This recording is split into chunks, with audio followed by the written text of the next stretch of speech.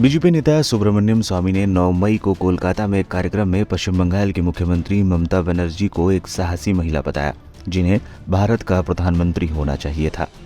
देश की सबसे शक्तिशाली महिला के बारे में राय रखते हुए स्वामी ने ये भी कहा, एक समय था जब जयललिता पीएम हो सकती थी।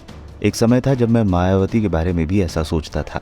वर्तमान स्थिति में ममता बनर्जी एकमात्र महिला हैं जो पीएम बन सकती हैं। ये पहली बार नहीं है जब स्वामी ने ममता का समर्थन किया है।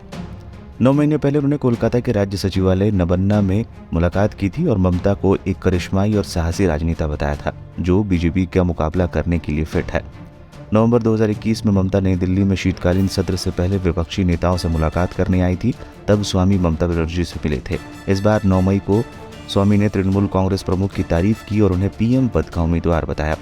ममता बनर्जी का पीएम पद का उम्मीदवार बताकर स्वामी ने बीजेपी को भी ऊहापोह की स्थिति में डाल दिया है। ये बात तब और बड़ी हो जाती है जब टीएमसी राष्ट्रीय पार्टी भी नहीं है। सवाल बयान की टाइमिंग को लेकर है।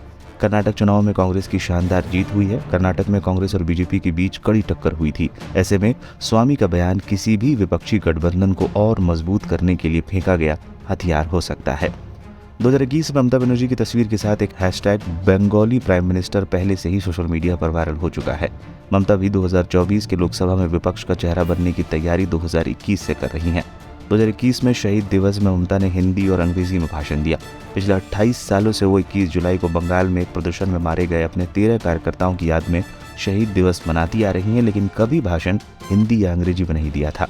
लेकिन ममता ने अपनी लीक खुद तोड़ी थी।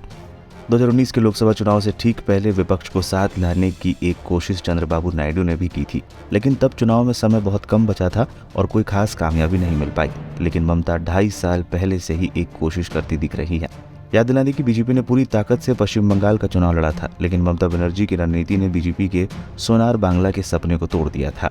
वहीं ममता 2018 से ही गैर बीजेपी और गैर कांग्रेसी पार्टियों को एकजुट करके तीसरा मोर्चा बनाने की तैयारी में जुट गई थी। ऐसा करके वो कई पार्टियों के सदस्यों का समर्थन पाने में कामयाब भी रही थी, लेकिन कोई एक चेहरा उभर कर सामने नहीं आ सका जिसे प्रधानमंत्री का उम्मीदवार बनाया जा सके। इस वजह से 2018 में इस महागठबंधन को कामयाबी नहीं मिली। 2018 की असफलता के बावजूद ममता ने अपने सपने को कमजोर नहीं होने दिया। वो सभी क्षेत्रीय दलों के नेताओं के साथ संपर्क साधने में जुटी रही। अब उनका अगला टारगेट 2024 का लोकसभा चुनाव है। पश्चिम बंगाल विधानसभा चुनाव के बाद से ही ममता बनर्जी नरेंद्र मोदी के खिलाफ एक बड़ा चेहरा बनकर उभरी हैं।